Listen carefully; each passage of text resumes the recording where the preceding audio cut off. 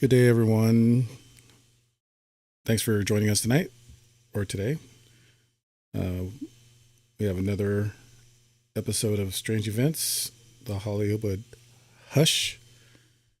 And today, Susan, aka Astro Lunatic, is joining me again to cover this bit of information. We're going to go over a little bit with the conclusion of the the Reiner family tragedy story with a little bit more new information.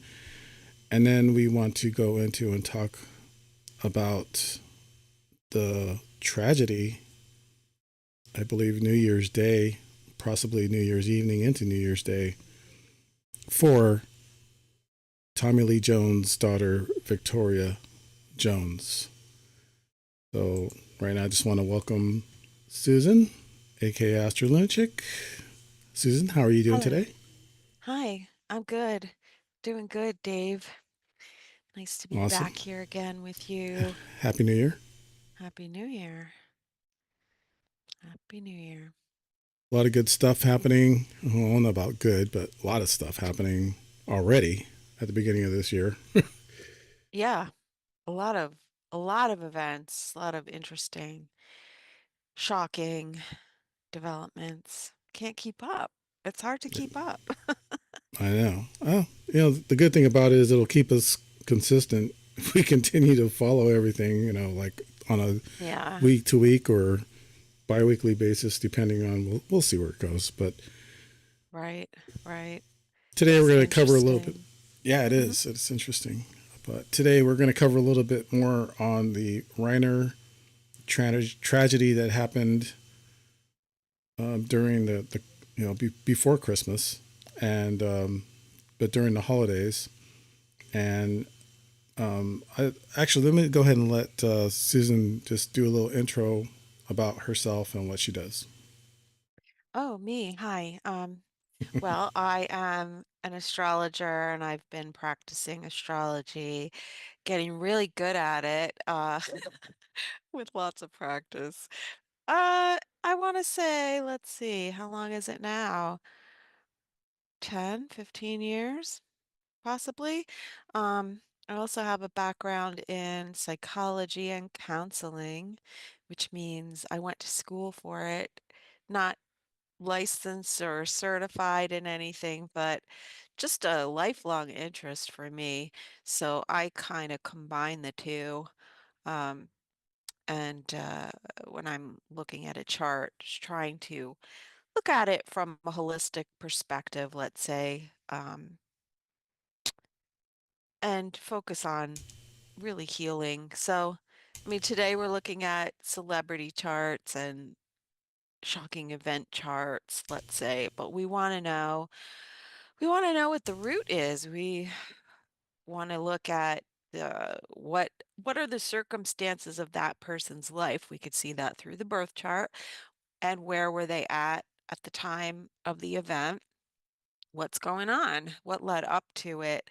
So, not to exploit anyone's pain, uh, but because humans are collective species, we learn from watching other people, and we are we are sort of experiencing this on different levels. We can relate it to our own lives. So, I mean, that's, I think, why people are so interested in celebrity culture and gossip and stuff like that. But it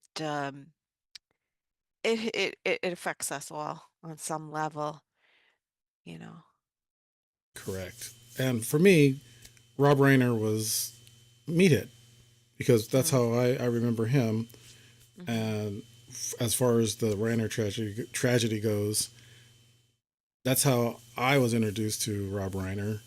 And then over the years, all the movies and things like that, finding out he's politically active as far as, I wouldn't say he was a far, well, I guess he was.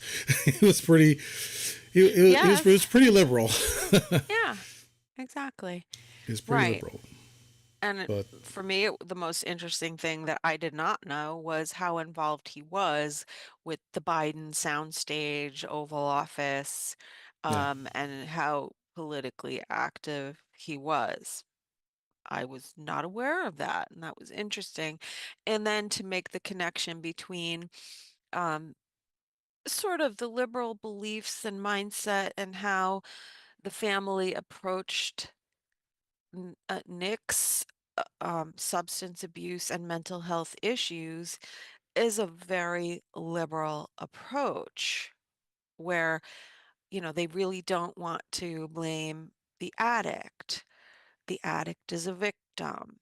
Um, it's, the drug is the perpetrator.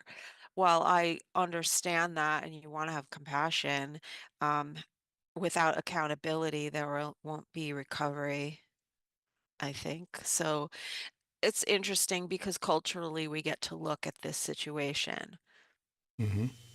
and the situation as it relates to the mental health care system or lack thereof, and how addiction and mental health is treated in our society. Hopefully it brings some amount of change. Um, Hopefully, awareness. so awareness. Well, yeah, I mean, that's like the whole point of talking about these events and Right. sort of like living vicariously, having an opinion, forming an Right. opinion, being more educated by looking at the events that happen to people who are in the public eye. Because Right. karmically, that's what they're there for. They're there to hold up a mirror to reflect what's going on in society. Exactly. That's interesting that you're bringing that up about the addiction part, because our next story, as everyone's going to see, they've already Mm, probably heard about Victoria Jones' addiction problems, and in her life with her family, and just the people around her. Like Susan was saying, this is something that we're doing, at least for me, not just to bring out the bad, or all the tragedy, all the bad stuff, but it's very important to bring out the awareness of where addiction and things like this can lead to. As and unfortunately, happening to it's unfortunate to any family, but when it happens to a Hollywood family, it gets into the media more, and then it becomes more, people get more aware that way. uh, but we can't just discount it as, oh, it's just another Hollywood story, another Hollywood, douchebag or whatever. These people mm, have lives. Before they became addicts, they were people, just like you and me. They maybe they went mhm, through things that people, every other everyday people have gone through, but they didn't handle it, you know, better, or in a way where they could have got it out in the open. I mean, it's really sad that mm. a lot of these celebrities pass this way, and we'll get into that a little bit later when we start talking about Victoria Jones. But right now, we're just going to go ahead and go over briefly some of the events that happened with Nick Reiner and Rob Reiner, and what's happening today. And this is coming through information that Susan has gathered. So I'll go ahead and leave it to Susan. We'll go ahead and do that, and then we'll get into the Victoria Jones story. Sure. I just wanted to like tie a bow on what you were just saying. And just uh, my observation is that it's much more difficult when you come from um, an elite family, right? Because uh, we really want to keep the drama at home and we don't want to hang out the dirty laundry. And also there's a pressure on a kid growing up in a Hollywood family to to succeed and to be um to act a certain way. There's expectations, so it is very hard, uh even more so. But and yeah. I mean, that's why I like to look at the chart to see like what is the underlying issue. You know, what were they struggling with? Because you're right, there are people. There are people with families and, you know, who have difficulties in life. Now we know a lot more about Nick Reiner than we do about Victoria. Yes. I didn't even know who she was. I know who her father is. That's about it. And then reading her IMDb, I see, you know, she was active, although she was not in the public eye as of the past at least 5 years, I think. I'm not really sure. Um, so back to Nick Reiner and you know, where we're at with the legal case. As you might know, he's being represented by Alan Jackson, who represented Karen Reed from Massachusetts, who was framed by the police and did not kill her brother, her brother, kill her boyfriend. She did Hmm. not run him over with a car. Anyway, two trials, and they had a hung jury, and she was acquitted. So he's also represented. He's representing Tyler Baum, the young man who plowed into four Pepperdine students. Very, very high powered attorney. I think he charges like $2,000 an hour. So the family is Yikes. sparing no expense, and it apparently is said to be the siblings who are paying for or taking it, probably taking it from the trust to pay for his defense. So I think they want him to get help. It sounds like from what um, Alan Jackson has been um, saying, not directly, because what the lawyers will do is, you know, release a statement to someone like TMZ, let's say, and you know, and then we get, you know, sources close to the situation, close to the family or whatever. So it already looks like the strategy is one of mental health, probably. He hasn't pled yet. He's got an arraignment on January 7th. And so then he will be read his charges. I'm thinking that he'll probably enter a plea, but it looks like they're heading towards a plea of not guilty by reason of insanity. And as I've been listening to the legal analysts comment on it, you know, it's a really hard thing to prove that you were insane, right? And that you didn't know what you were doing was wrong. And then the events that happened afterwards with him going to the hotel room and cleaning up possibly.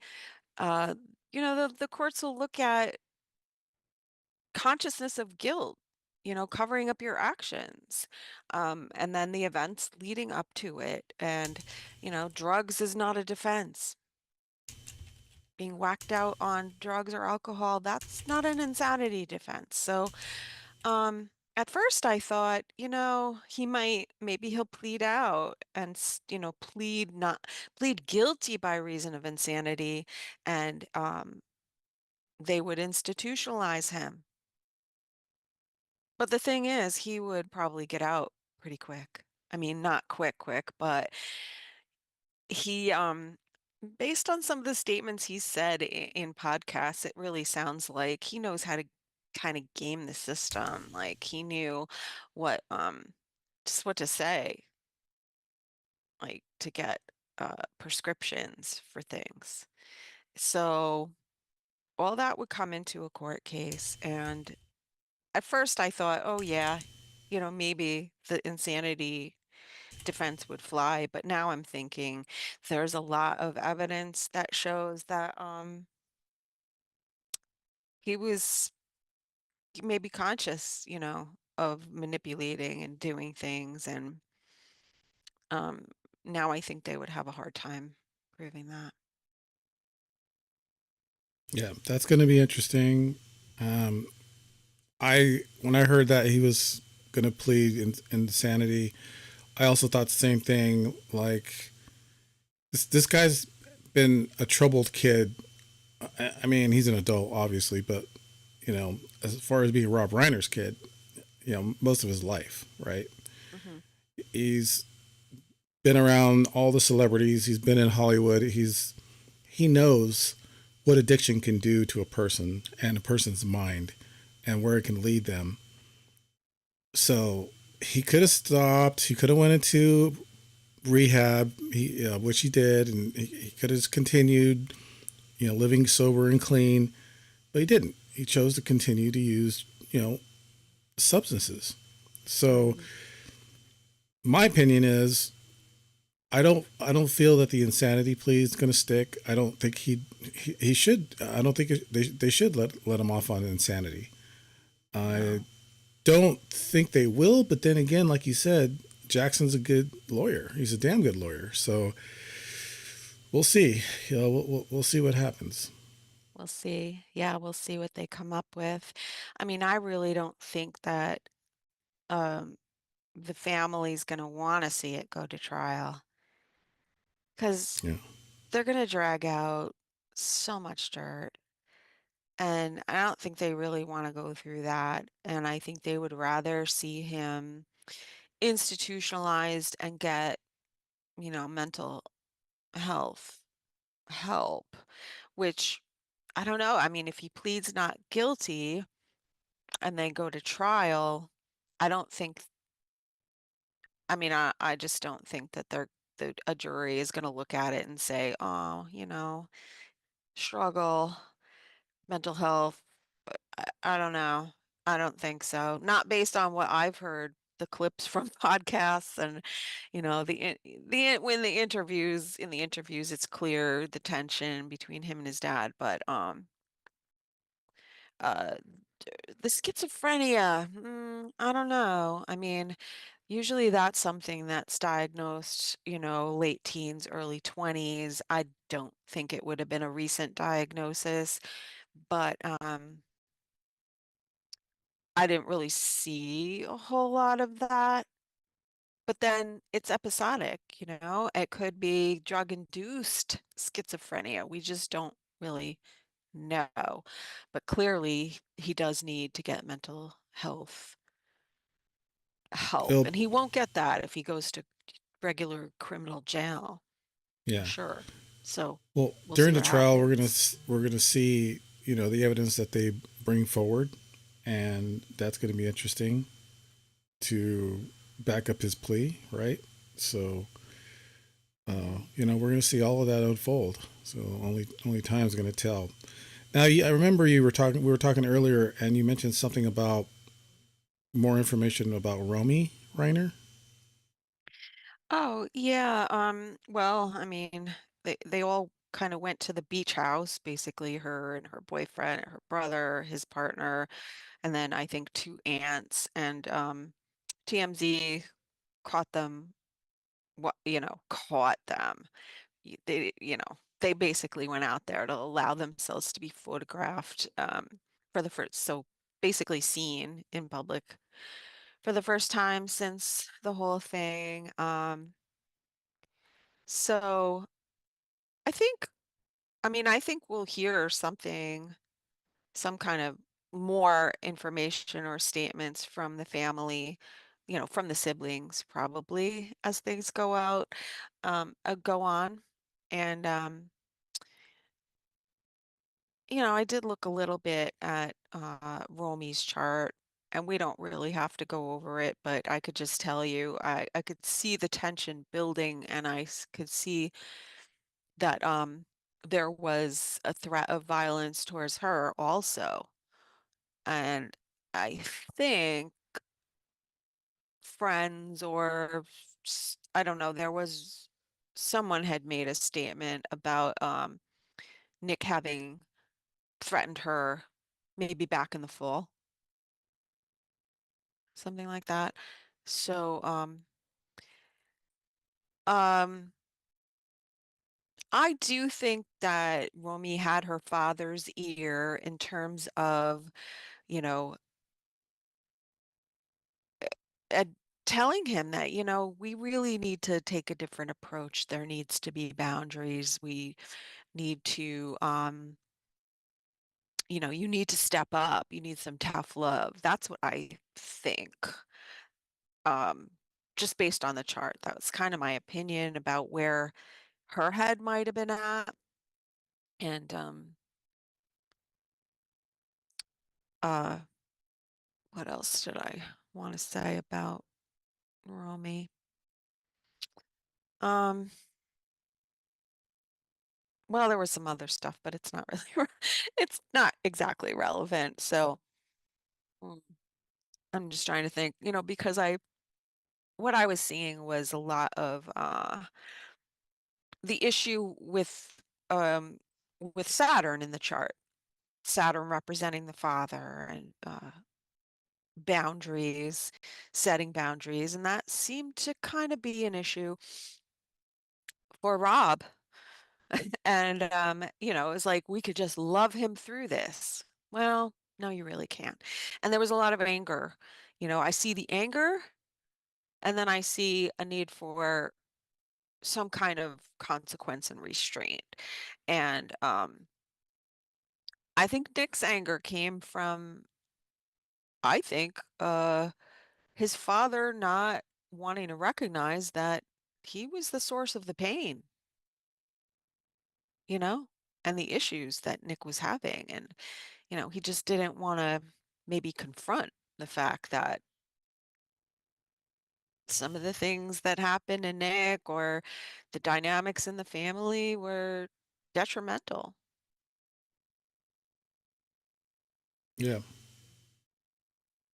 I agree. So, I agree. Again, time's going to tell. And however, I do remember when the story first broke. I believe I saw something that had mentioned that Romy was the first on the scene, right? And that she told the authorities right away that this was her brother that did it. yeah. Yeah, and I've heard conflicting things about which parent she found first. Um, so it's not really clear. And I heard that they were both found in bed, and then I heard that she found her father. She didn't know that her mother had passed, and then her mother was still alive, and she told someone in the ambulance. That all turned out to be not accurate. Um, so I don't really know. Like the details of all of that are unclear, you Yeah, know. The police aren't saying anything, so we don't really know about that. But as far as what's coming up, we won't. Maybe we'll know a little bit more this week when Nick has his arraignment on the 7th, I believe it is, 7th or 8th. I think it's the 7th. mm. Um, we'll see. I mean, he could plead guilty. You good? He could plead guilty and ask for, take kind of a plea deal where he gets to be in some sort of prison for criminally insane and get mental health treatment. So to me, it's kind of looking like that's a real possibility. I mean, does anyone really want to go through a trial like this? Because I mean, they really feel like it really feels like they have enough evidence against him. So I don't think it's a matter of proving. Although some people have expressed I've heard people express an opinion that they felt that someone else was there or that someone else was involved. I don't know. I mean, that's just, internet rumors. I haven't heard anything concrete. Yeah, So, it's going to be interesting. Again, I still feel like this is what's going to be ongoing for a while. I mean, it's hmm, about a month almost, a little less than a month, uh, less than a well, month. 3 weeks? Yeah, Yeah, been three about weeks. three Yeah, weeks. So the Almost. spread is fresh. It's still fresh. So, Still fresh. Yeah.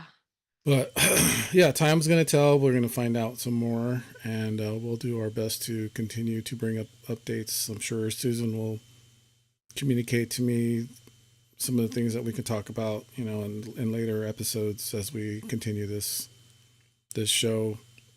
I feel like I want to do this more, so we'll we'll continue to follow that and other things and bring up more current events as this show evolves. So it's gonna be good. I think it's gonna be good, and we'll see what happens in the future. But yeah, thanks for wrapping that up a little bit more, Susan, and let's get over to the Victoria Jones tragedy. I. It's funny when because we talk early. Obviously we talk a lot before we bring this to the show and trying to bring it to the format. And you mentioned the title that I titled the show, "The Passing Parade." That's actually a more of a 12-step group kind of saying in the program, the Oh. passing parade, which Hmm. means when a person is in the program and they get clean and they get some time and then they go back out on a relapse Mm-hmm. and they continue to do that. They continue to do that. They leave for a while, they come back, they leave for a while. Next thing you know, you don't see them anymore, and then you find out something happened to them, something bad. Hmm. And that's kind of what we refer to as the passing parade. When people come in, they do their thing, and it's like a parade, and then they're gone. Yeah. That was kind of the reference. But when you mention, My Chemical Romance, which Hmm. you know is also a reference to chemicals and substance abuse, Hmm. and the song, the Black Parade, right? Right. That's more of a reference to I believe death and the tragedy of his father, the singers of the band's father.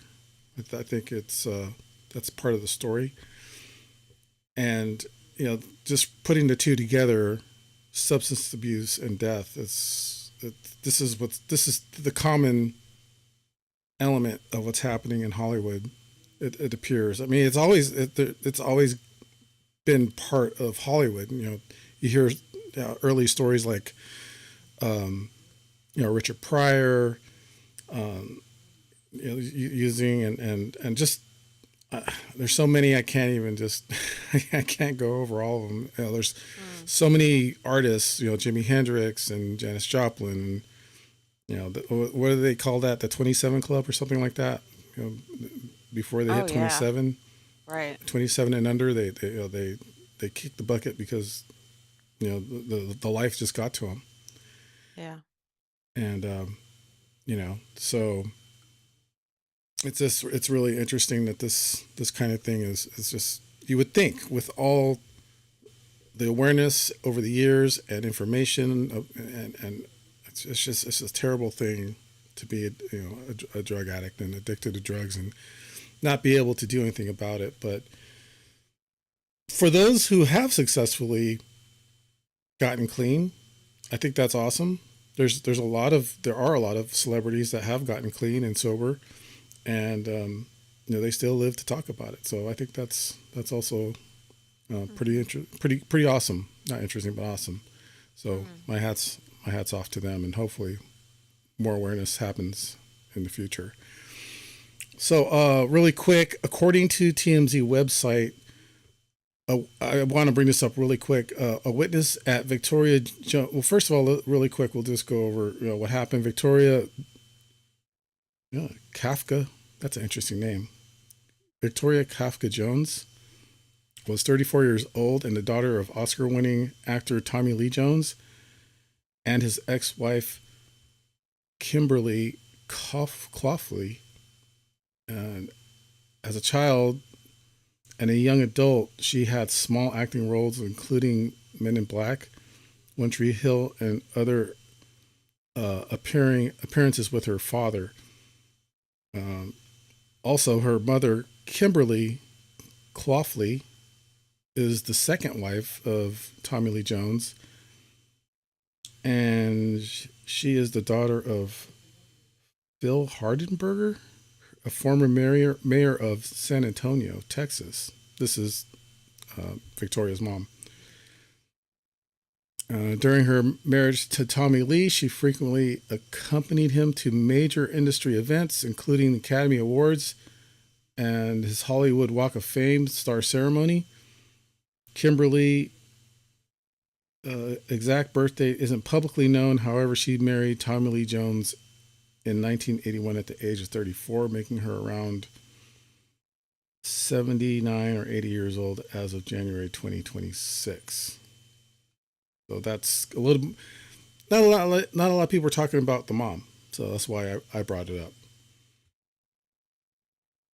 So according to the TMZ website, a witness at Victoria Jones' death scene first told responder told first excuse me God told first responders she'd been using cocaine in the lead up to her passing.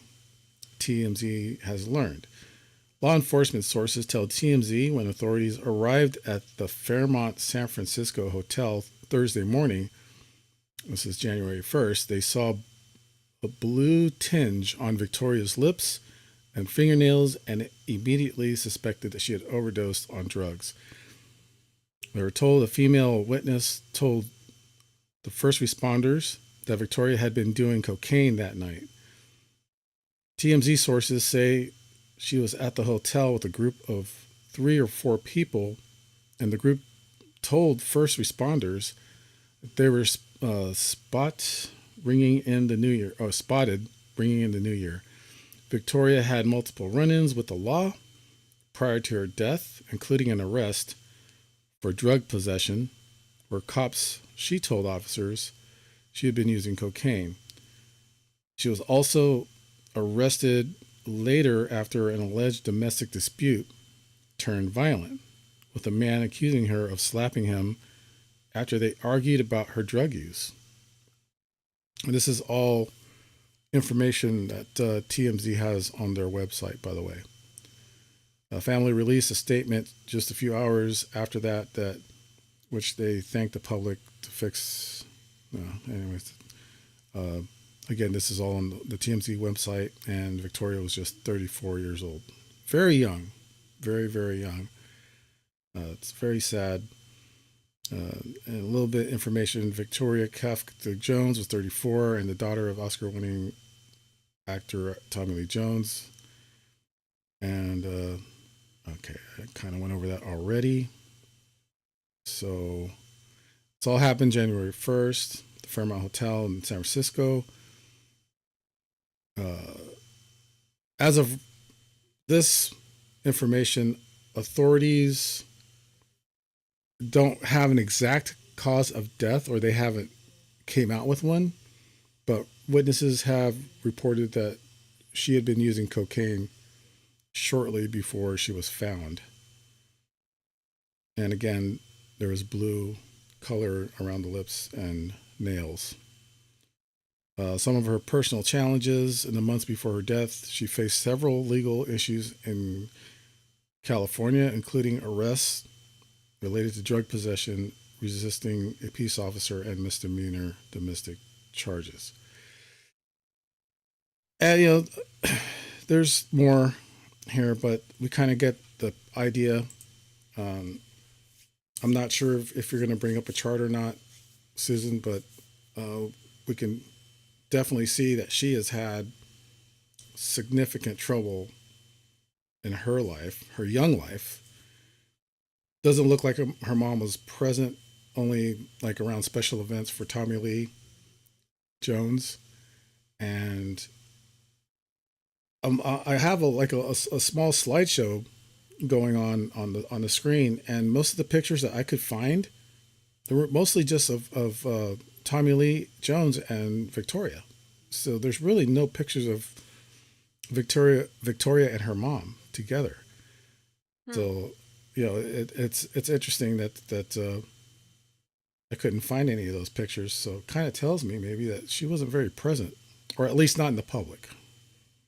Yeah, actually, I did not look any further to see if her mother was, what the relationship was with her mother, but looking at the chart, and I'll bring it up. You got to turn on sharing for me. Okay, yeah, let me do that right And now. I could see part of her issues, like the main issue, big, like the biggest issue that was being triggered for her that I would say, was fueling her drug use and, of course, the drugs fueling the legal stuff that she had been facing. Oop, no, wrong one. Wrong one. Um, I believe I looked up on the court dockets. So she had a drug arrest and then she had like domestic stuff. And like it looked like there was a restraining order or a stay away order or something like that in June. Where's my screen? Hang on. You don't see the screen, do you? No, not yet. All right, I was trying to share it, but I don't know why it said it was paused. Okay. Um, ah, this is the wrong one. It says What do something to you see click. right now? It says Susan started screen sharing. Double click. Maybe that's why. Double click. Oh, Try that again. on the iPhone. It was giving me my browser. It's still giving me my browser. I don't understand what's going on. Oh, I don't know. Let me try it one more time. If not, hmm. I don't know why it was giving me my desktop browser instead of my. Mm, Hold on a second. Maybe something's not plugged in. Yep. Hello.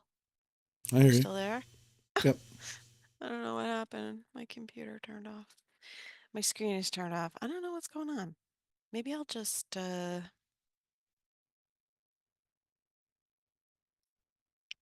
wing it and I won't share my screen. I don't know. Every time I go share my screen, it is sharing my browser and not my iPad.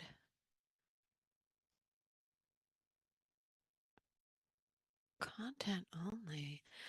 All right, I don't really want to go through this, so if it doesn't work, it doesn't work. So it doesn't work. Almost went. It looked like it was just about to do Why it. is it? It says screen sharing is paused, and I didn't pause it. So, all right, I'm just going to tell you about the chart. Okay. You don't get to see it because I can't share it. Ah. All right. All So right. what I see in her chart, Bummer. first of all, she is a Taurus. They are stubborn as the, and I don't know what her time of birth is, but it's possible that her moon might have been in Leo, which would have squared her sun.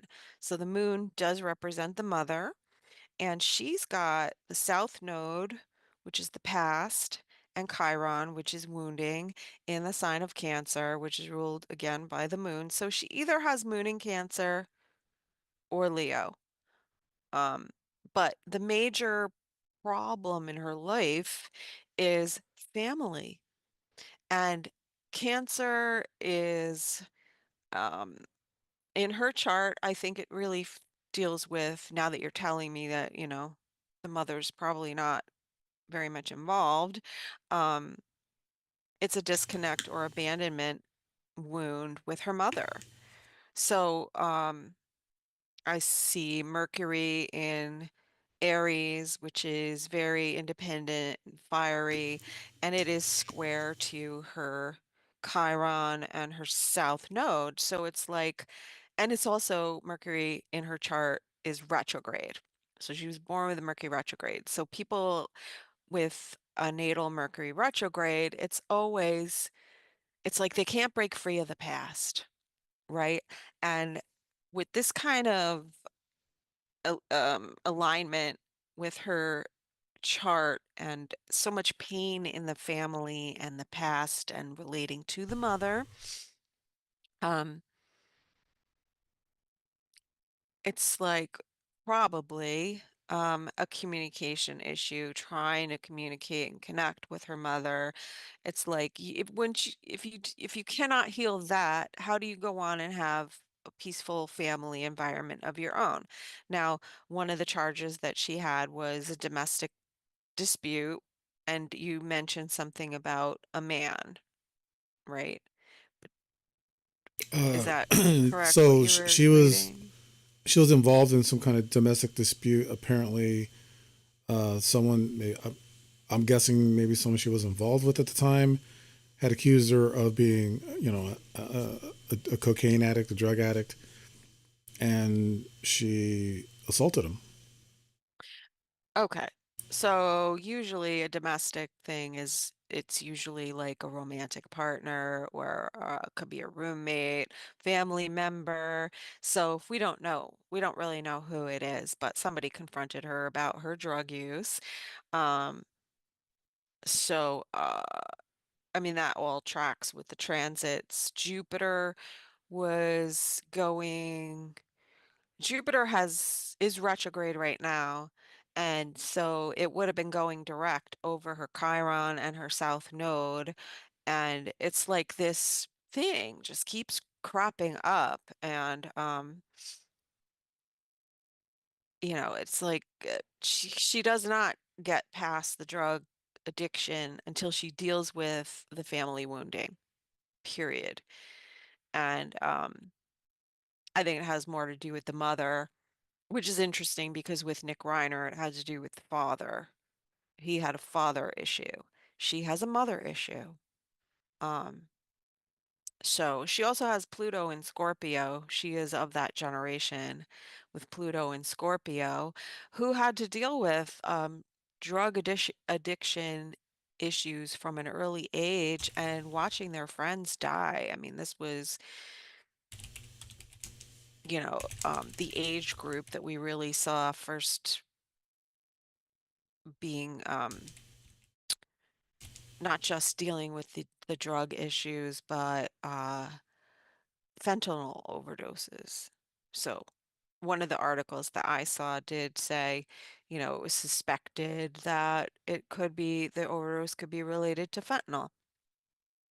Um, so, she's already got this anger issue that she needs to resolve that is rooted in the family, that is, you know, a feeling of emotional abandonment.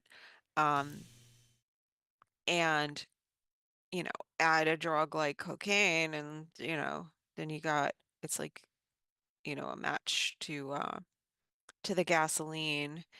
Um, Yeah. yeah. And, I think that her father, although he seemed to be, from what we can see, we don't really know, to be kind of a stabilizing influence on her, somebody to look up to, follow in his footsteps. Um, her Saturn, so if we look at Saturn as one of the indicators of the father in the chart, it's in Aquarius. So Aquarius is kind of a detached sign, but I would think that there's a certain level of wanting to make her mark in the world and um, a feeling of social responsibility. And that can go back to the pressure of being the child of someone famous. And, um, it could be something that impacted her in the sense that, she really maybe wanted to further her career and uh, to to take advantage, not, kind of take advantage of like the opportunity and that she had, having a famous father, let's say. But she just really, it looks to me like, just can't get past the struggle and the anger and the feeling of abandonment and rejection and this emotional wound, that really came out in anger, because anger is really fear and grief and unresolved pain and lashing out. So we see that, with that domestic charge and, you know. So what I'm saying is, due to the transits that I can't show you because I can't share my screen, what I see leading up to it Sorry about that. is, that's okay, um, is the 2 charges, and when I looked, at the court docket, it's like, "All right, you got a legal process," and it was probably coming to trial, this coming year. So I think under the pressure of that, uh, having to face repercussions and having to go through all of, the legal issues, it seemed to be the thing that was really weighing on her, and then, I think along with cancer, the sign of cancer and the South Node, I would think that home is a big issue. Like, home, where do I live? If she's having a domestic dispute and there's a stay away order, where was she living? She went to a hotel room. Maybe she went there just to, you know, get high, but like, not Yeah. really having a stable home environment has been an issue for her. So, like, I don't think her mother and father were together, so the time that she was with her mother, I would say it was not stable. So that's a reoccurring theme, I think, for her. So, it's like, all right, you get kicked out of wherever you're living, um, and she's the one disrupting the peace in the home because she is using again, let's say.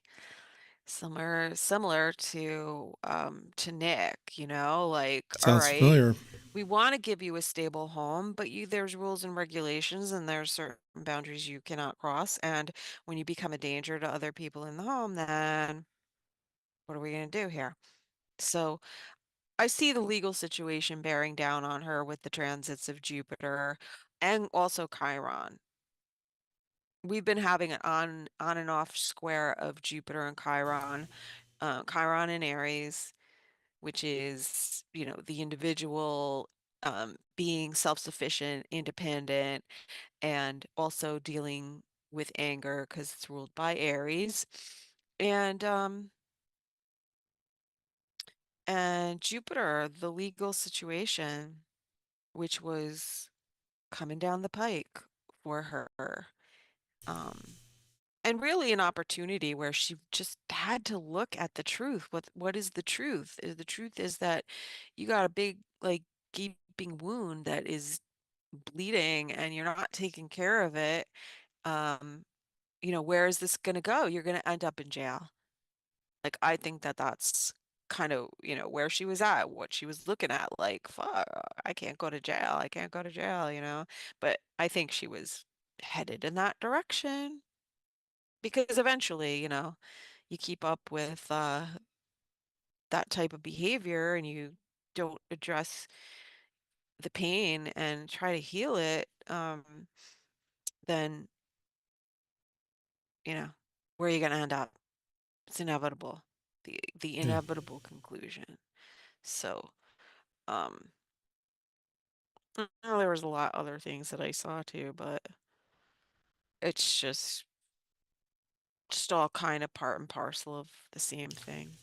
really. Well, the thing about this story is it's super fresh. I mean, this just happened New Year's Day.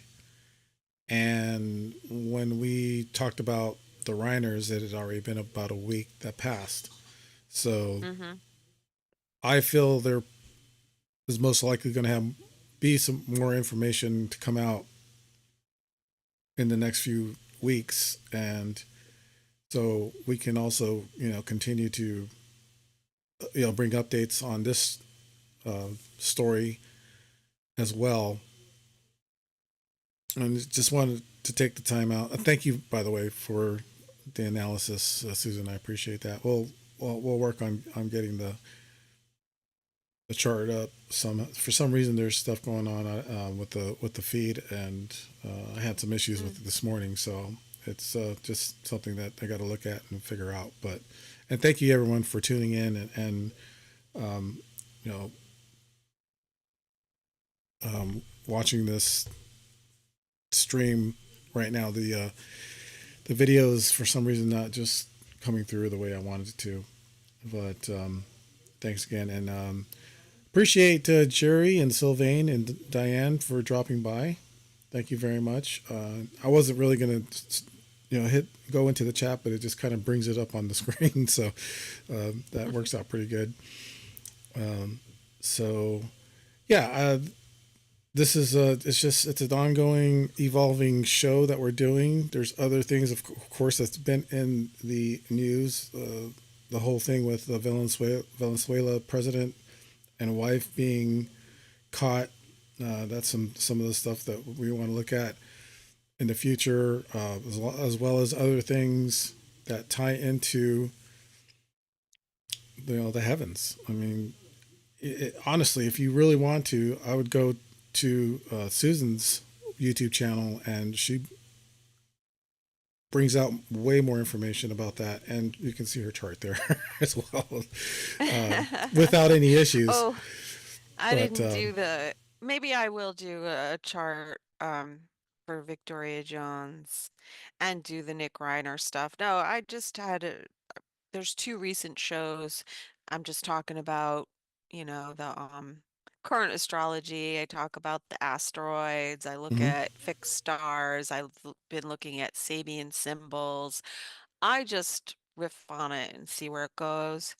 But I'll be doing weekly forecasts to let people know like what the upcoming aspects are and what I see. Um, and then, I've been working on celebrity charts and true crime stuff, for many years now, and yeah. haven't made an actual video yet. I don't know. I can't decide who I want to be first. I think I want to do John Bonet.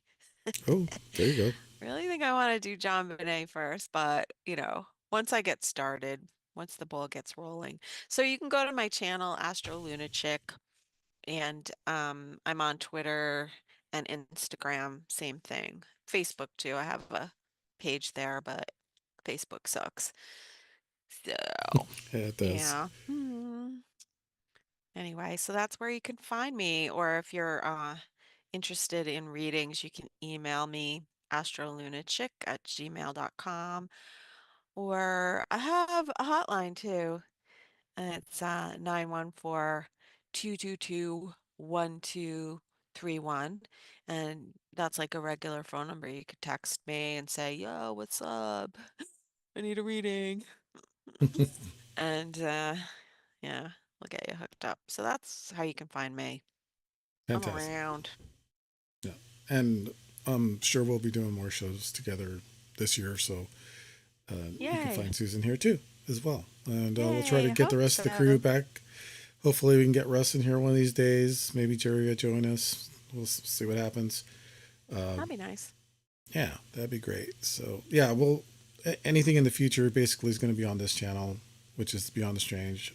The show may not be Beyond the Strange, but the channel definitely is Beyond the Strange.